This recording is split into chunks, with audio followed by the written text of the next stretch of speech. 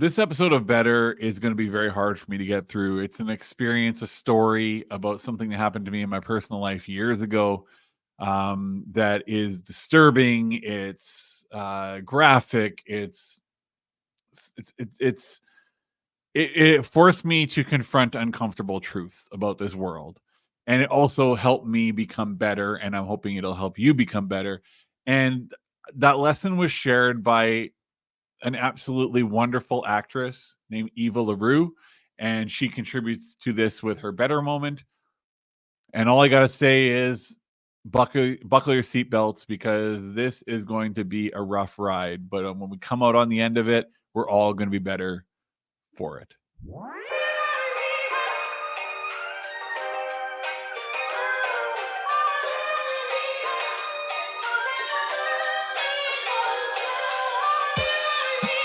Welcome to Better, the podcast about doing better, being better, and leaving the world a better place than we found it.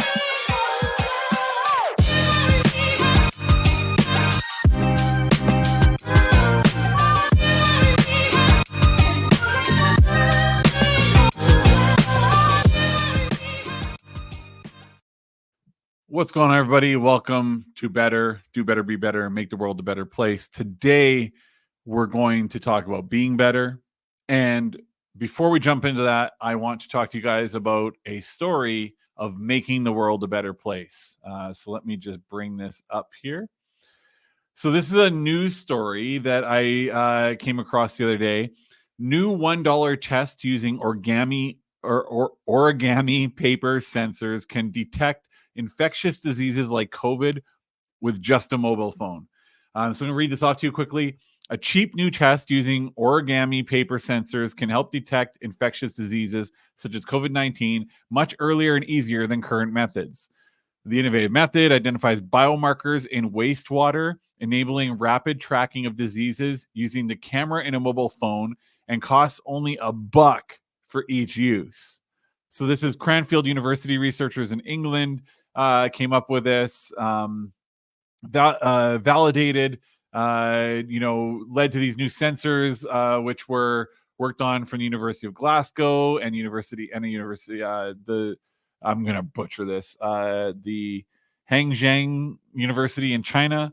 The research began in 2020 as a way to detect SARS-CoV-2 and influenza A and influenza B in wastewater using a paper-based platform and ultraviolet torch or phone camera.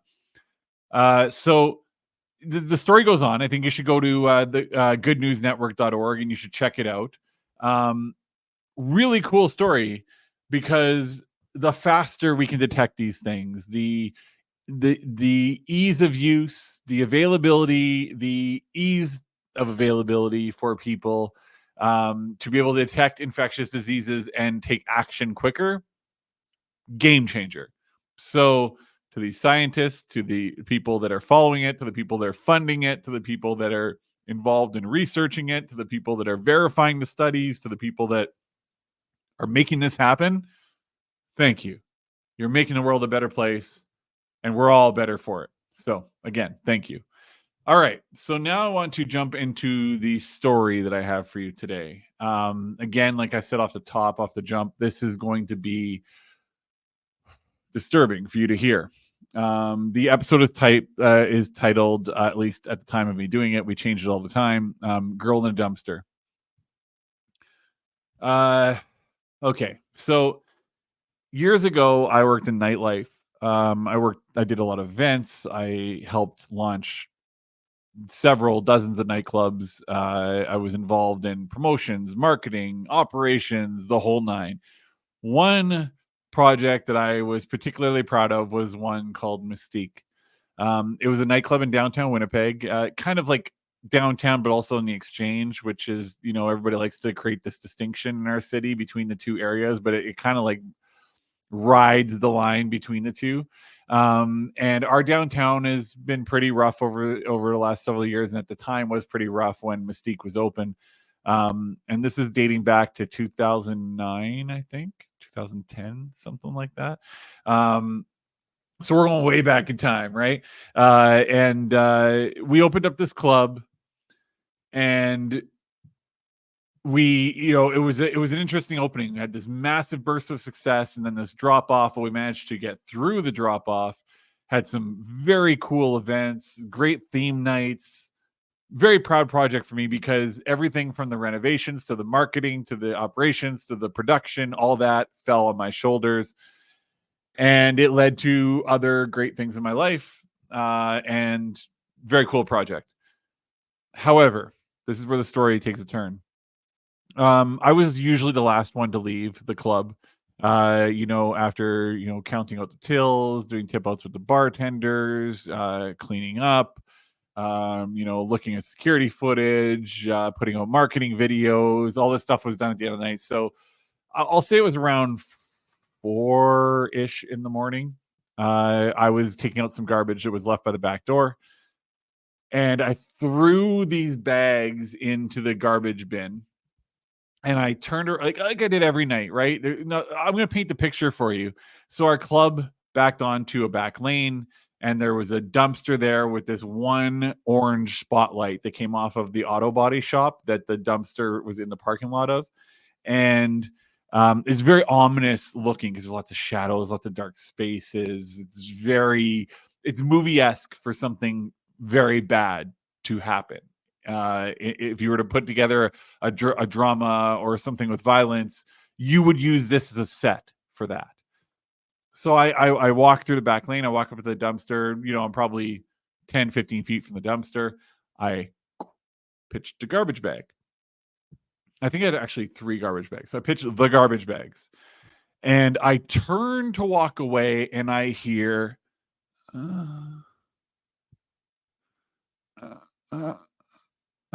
just like that. I'll never forget it. I'm probably not doing the sound justice, but that is basically what I heard. And I'm like, what the hell is that? So I look around, I can't see anything. I look around the bin, I can't see anything. I look in the cars that are parked in the parking lot because a lot of people left their cars there because they would get too drunk and then they'd have to take a cab home, come back in the morning and pick them up. I'm looking around, I don't see anybody. So maybe I'm going crazy, right? So again, I turn around to walk away, and I hear this horrible sound that I'll never be able to get out of my head. And it was this shrieking scream. If I were to write it, I would say a female's voice filled the air as far as the ear could hear. A shriek, almost as if a realization of what has happened to this woman is so horrible in her own mind that she collapses under the pressure of her own realization and memory and can do nothing else but to let out a sound that is so audibly horrific that anybody within earshot will never forget it and instantly understands evil existed in the world in this moment, whatever this moment was that this woman experienced. So I realized when I heard the shriek, and it was a loud, long shriek. It wasn't like it was like like a loud, rumbling shriek. You could hear the tears. Okay. So I realized where it was coming from. It wasn't coming from a car, wasn't coming from a back lane, wasn't coming from, some a space by a wall, or anything. It was coming from the dumpster. And it was a woman, a girl, 19 years old. So I rushed over and I start moving. My bags had gone on her.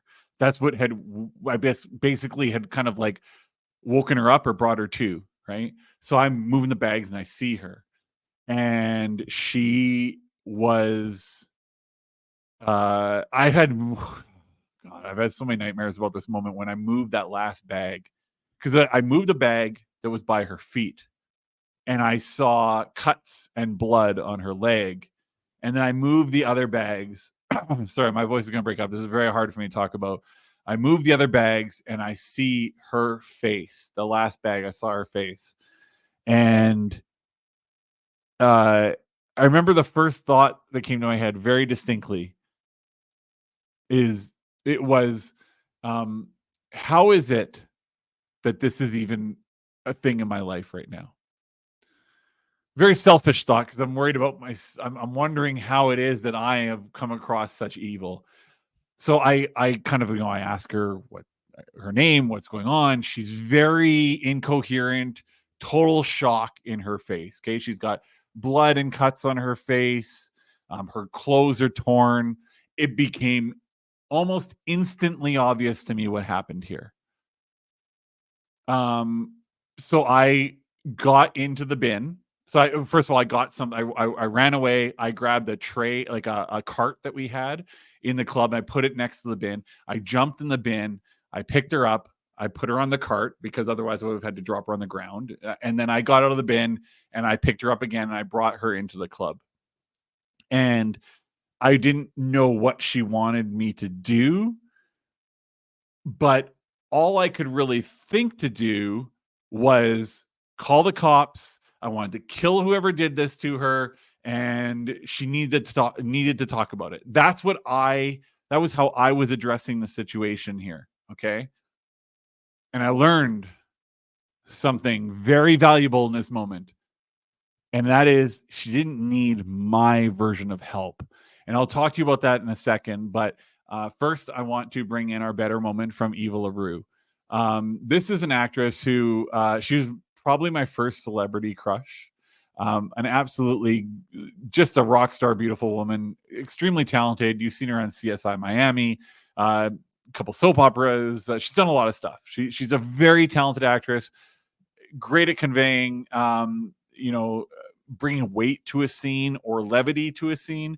She was the reason I watched CSI Miami. I had a poster of her when I was a kid. And she recently appeared on a show that I'm watching as a character, and I was fist pumping the air because I was like, yes, more Eva La Rue in my life. So I reached out to her and I asked her for her better moment, and Eva La Rue did not disappoint. Hi, Jay. Honey, thank you so much for all of your sweet, kind words. That totally made my day. I appreciate it.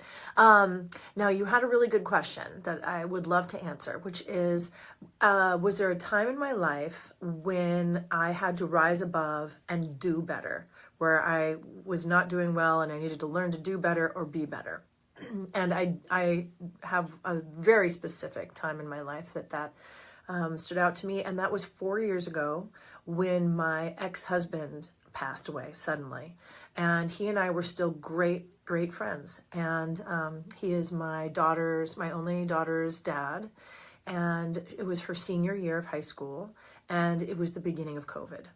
He didn't die of COVID, but he died the first couple of weeks of the shutdown of COVID, just suddenly.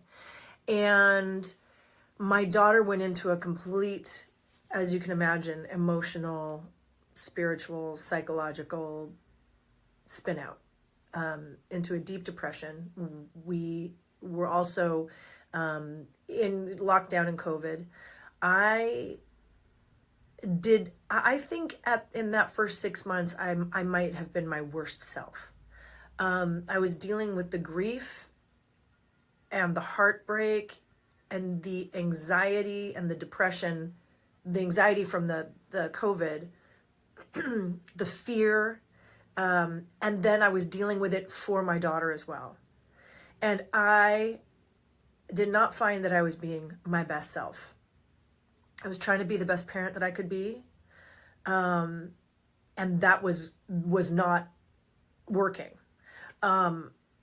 So I had to really learn to be still and be quiet, because sometimes when people are grieving and they are fearful and they are anxious and they are depressed, they don't need you to talk to them or at them.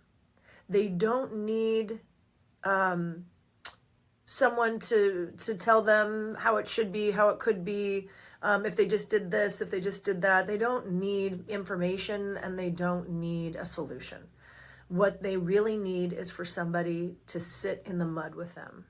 They need somebody to get cozy in the mud and just be. And I think that was the biggest lesson for me as a parent, because as a parent, we're conditioned to constantly teach, to educate, to help, to secure, to stabilize, to, give comfort, to fix every problem, right? But this was not a problem I could fix. And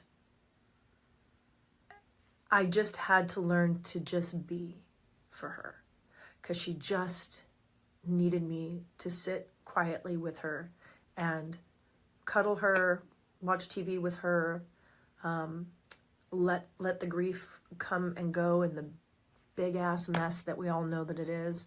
And that's when I learned to be a better parent and a better friend, because I learned that translates obviously into anybody who is in the middle of grieving a major loss.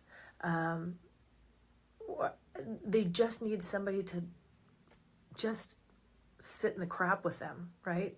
And just listen and stop trying to fix it or come up with a solution, because it's not like that person hasn't spent every hour of the day and night thinking of their own solutions. Like, that's what keeps them up all night. That's what keeps them crying all day. They don't need yours. They've already thought of it. So just be quiet and just sit, because that's really what they need. So that is from me to you, where I had to learn to be better, do better as a parent. And it turns out as a friend, turns out as a sister, turns out as a daughter. Turns out all the way around. So thank you so much. And I'm so glad we got a chance to meet. And I'm giving you the biggest hugs and break a leg with your podcast. So glad I get to be part of it. Have a great day. I mean, when your biggest crush as a kid says so happy to meet and blows kisses at you, I mean, and wants to do, I mean, geez. Let me just bask in that for a moment before I get back into the mud, as she called it. So I'm sure you can see why it is that I brought Eva into this episode. And that is because she learned the same lesson I did in this moment. So I'll tell you how I learned it. Like I said, my first instinct was to call the police, because in nightclubs, you learn, first of all, de-escalation, right, of a situation. But then if you can't de-escalate, you learn the proper processes to deal with a major incident, which this sorry, cough, which this clearly was. So I grabbed my phone. I was seated by her. Okay, so I'm seated across from her. So imagine she's sitting on a couch. We're in this giant nightclub room. I'm seated on like the round ottoman in front of her. And she's seated and she just has her head in her hands like this, and she's crying uncontrollably. And I didn't know what to do. So I said, I'm going to call the cops. So I picked up my phone.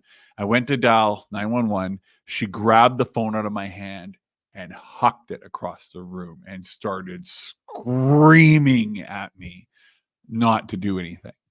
I was like, no, I have to call the cops. Like, you've clearly been sexually assaulted. We got to call the cops. Like, this is a thing. Like, I heard so many stories about how women, their sexual assaulters get off because they don't make a police report. They don't challenge it. And I'm like, I'm pushing it. So I'm like, I gotta call the cops, and you tell me the name of the person, and you give me the name of the person, and I'm going to call some guys, and we're going to go after them, and we're going to get them and bring them to the cops, because the police investigations take a long time. I was full of, like, ready to solve this problem for this girl. And we're going back and forth. I'm like, what do you mean don't call the cops? And she's screaming, don't call the cops. I've been here before. And when she said that, I was like, oh my God, like, this is not the first time this girl has been sexually assaulted. So one thing that I've always tried to hold as a truth in my life is to listen to people that have more experience or education than me in a certain topic. And that really hit me. I was like, oh, she's been here before. Maybe there's a reason she doesn't want me to call the cops. Right. So calling the cops, getting my boys, going after the guy that did this, making a big deal out of it. All that was my version of help for her, but that's not what she needed. Right. She was in the mud, as Eva said, and this girl needed me to sit in the mud with her. So I did. I just said, I'm like, okay, how about this? I'll grab you some water. Take as much time as you need. Whatever you need me to do, I will do. And I think we sat in silence for like 3 hours. She just cried. And then she asked me for a towel to wipe away some of the blood on her. Gave that to her. I think she found a lot of relief in that. She wanted the water to be ice cold on the towel. So I think she found relief in the cold, because I bet she was just burning up inside, right? And I'm sitting there, and after she's getting some blood off her and everything, my instinct was to say, but don't you want to show this to people so they understand how bad it was, so that it's like you're kind of covering up evidence at this point?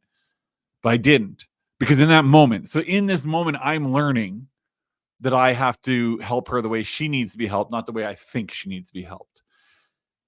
And so then, like I said, about 3 hours later or so, she finally says to me, it was 4 guys. And I just sat there, and I'm like, oh my God, because I know exactly what she means, right?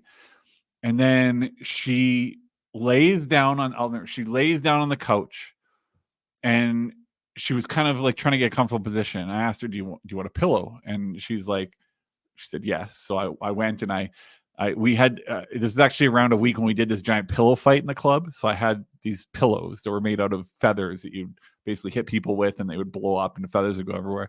So I grabbed this pillow and I gave her the pillow, and she finally gets comfortable. And I think her external comfort, her physical comfort, the emotional comfort of not having to justify what she was doing in the moment, allowed her to be mentally comfortable enough to tell me what happened. And essentially what happened was, she was at my club, and she had met a guy. Guy came up to her, and she found him charming and attractive and all that, and he offered to buy her a drink. And she had originally gone with a friend who they got in an argument, and her friend had decided to go somewhere. She didn't know where, but she was trying to give her friend time to cool down. Basically, it happens in the clubs all the time. Friends get in arguments. Anywhere there's alcohol involved, there's going to be some shit that happens. So her friend goes off. This guy comes up to her. Already, I'm gonna give some signals here. If you're a woman in the club and you're alone, and all of a sudden this guy appears out of nowhere, stay away. He's been watching you, and he's found his moment of attack. Now, maybe he doesn't mean it the way that all this played out, but it is at least a yellow flag you should watch out for. So he buys her a drink, and they're talking, and her friend hadn't come back. I find out later, when she finally checks her phone, that her friend actually ditched her for a guy and told her, basically, I can't see eye to eye with you on this, so I've left.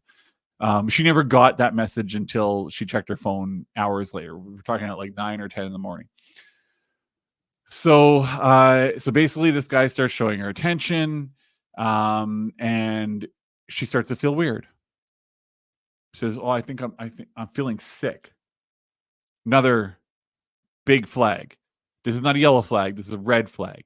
If you're out in public talking to a guy you don't know, and you start to feel sick after having some sips of your drink, you immediately find somebody with authority in that building or around that area, a manager, an owner, a security guard, somebody that's going to act in your best interest and look at the situation from a standpoint of, there's something wrong here. We don't know what it is, but we want to help this person. So she started to feel weird. She says to the guy, I'm not feeling great. I don't know, something, Head's kind of spinning. My stomach's upset. I don't know if I'm just over hot or what. So he says, let's go outside. Let's go for a walk. Right. So she said that from what she could remember, he went up to the security guard and said, hey, she's got like heat stroke. It's really, because it was really hot in our club. So she apologized for the coughing. My throat's dry. Hang on. Let me have a sip of my drink so that I can stop coughing for you guys. Amino IQ, gotta love it. So he says to the security guard, she's like got basically heat stroke. I need to just take her for a walk. Is that cool? Or security guard, I always told my security guards, be cordial. They'd have to get patted down and everything when they come back in, but be cordial, be polite. If somebody has a need and you can see it, like she looked very flush, to accommodate. So he did. So they left the club. And she said, based on her recollection, they went for a short walk. They stopped in that back alley, and he was on his phone. And all of a sudden, our 3 guys showed up, and the guy hit her. And she was already like pretty much out of it anyways. So I think he just hit her to be able to just fully knock her out, because it wasn't probably going as fast as he would like. And the 4 of them took her behind a garbage can in a back alley of downtown Winnipeg, and they sexually assaulted her. And then after they were done, they threw her in the garbage. When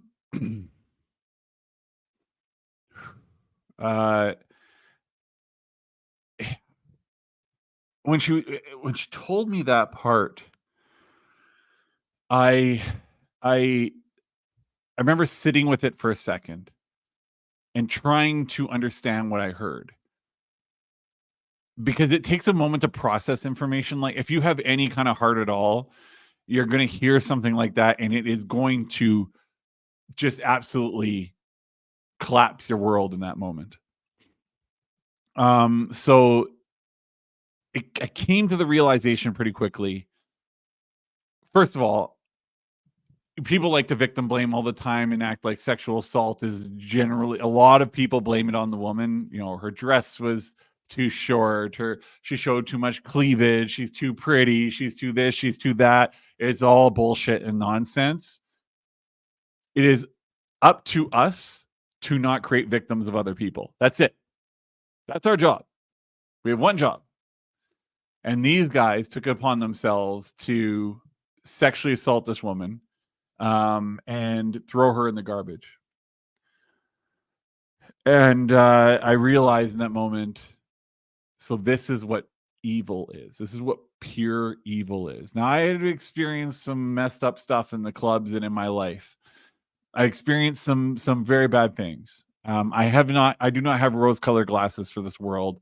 I do not lead with people being good. I have guards up. I have, I've seen some pretty ugly stuff, but this was the ugliest moment of my life, because I realized this guy came to my club looking for a victim, put something in her drink, and talked to my security, walked out with this girl. We basically facilitated it, like not knowingly. We weren't knowing participants, obviously.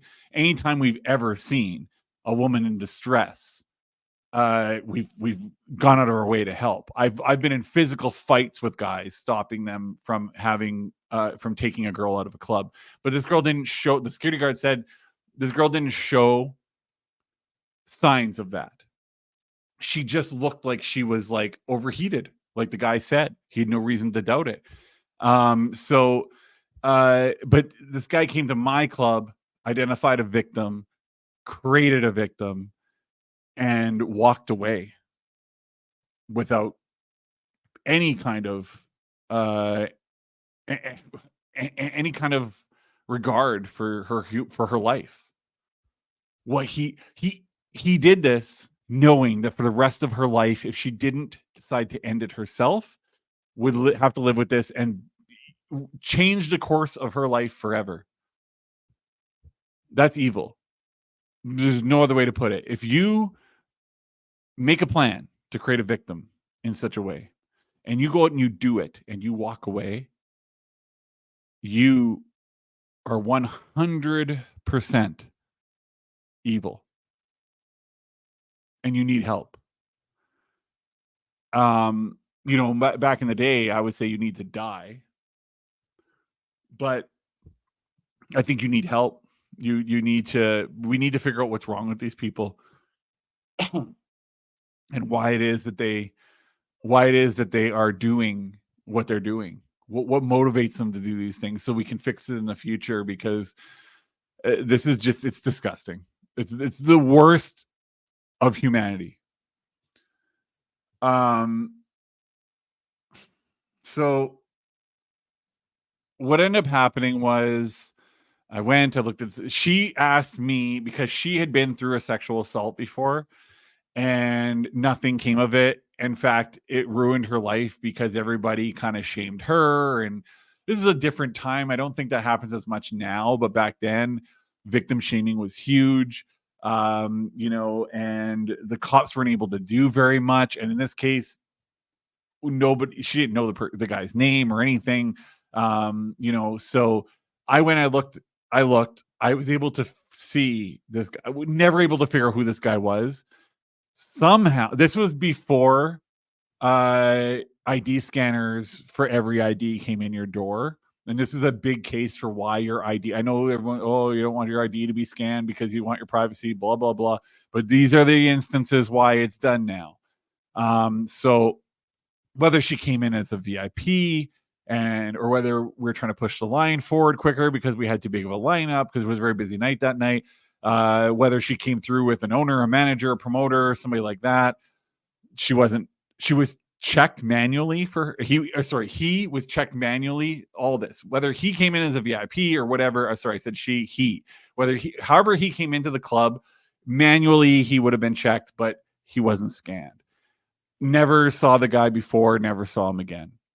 And she asked me not to ever bring this up again. And that was a big ask, because my instinct in almost all situations is to just do it. Just solve the problem. You see a problem, solve the problem. End of story. You take action. And I said to her, I said, why do you not want me to say something? Why do you not want me to try to figure this out? And she said, because I've already been raped once tonight, twice in my life. I don't need what happened to me last time, and that is have to relive it every single day until I find out that my attacker is going to get off of any charges or anything. So I don't want to live that again. That can't be my life. I can't handle it. I won't be able to handle it. Please don't. And fuck. Guys, I didn't know what to do. I didn't know what the correct thing to do was, but I realized, I said to her, I can't do nothing. I'm going to respect your wishes, but you have to let me call somebody and you need to talk to them. So she did. I called somebody. They came and picked her up. And they said, we'll deal with it from here. Thank you so much for taking care of her. I said, no problem. And they left. This was 10 or 11 in the morning. And I sat down and I just cried. Oh God, guys, I cried. And I threw stuff in rage. I broke a table in the club. I bounced for like an hour between rage and absolute the saddest I've ever been. And after it all, I was sitting on the floor of the club, my back against the side of the stage, the front of the stage. And I had no tears left in me. I was exhausted from my rage. And I thought to myself, did I do what was right? Was this what I was supposed to do? Over the years, I've received validation in my decision. Some people would agree with me and some people wouldn't agree with me on it. I did say to the person that picked her up, because she hadn't showered, she had just simply cleaned up her blood, like the excess blood. I said, if you can, encourage her to go to the police. But it is not my decision. It's not the person who picked her up. It isn't their decision as to what she does. This is kind of like, you can't tell someone what to do with their body when it only applies to them. When it applies to greater good in the community, 100% there's a discussion that needs to be had. However, when it's something deeply personal like this, and especially when somebody's been through it and they know what to expect, you can't do what they don't want to do, because I really believe that had I called the cops, she would have denied everything. She just didn't want to live it. She didn't want to live that circumstance. So, how apropos that we got sirens in the background, if you guys can hear that. So I was sitting there on the floor and I thinking all these thoughts are going through my head, and I realized that something very important in that moment, that up until that, I confronted every problem like it needed a solution. Like I needed to take action. But in this moment, I didn't. It's just not what she needed. She just needed me to be. And I think it was comforting for her that there was a man in front of her that wasn't trying to attack her, wasn't trying to touch her or anything. I think that I think that she was able to come down from that adrenaline and that feeling of fear, and she was able to get into a safe space, and she was able to make a conscious decision that she felt was best for herself. And that was the lesson. She didn't need my version of help. So, and that's where I kind of started adopting something that made me better. And that was, when somebody comes to me with a problem, I don't immediately jump in and try to solve it. I say, what do you need me to do? If anything, sometimes I just want to talk. Sometimes they want me to help. Sometimes they want me to problem solve with them. Sometimes they want it. Sometimes they want my knowledge. Like, who should I call? What should I do about this? So to end this off, because it's a longer episode, if you encounter someone that's been through trauma or something that is a circumstance that is born out of evil, you should try to get them to deal with it. But if you if you hit a wall and you're only making matters worse, like she was screaming, she threw my phone, she smashed my phone, she was hysterical, you need to take a step back and say, okay, what do I need to do for this person right now? Because it's the person that person needs you. They don't need the things you can do. They just need you to be with them. And then, like I did with the person that picked her up, I said, if you can, talk her into reporting this and dealing with it. She never did, to the best of my knowledge, because I never got a call or anything. I never saw her again.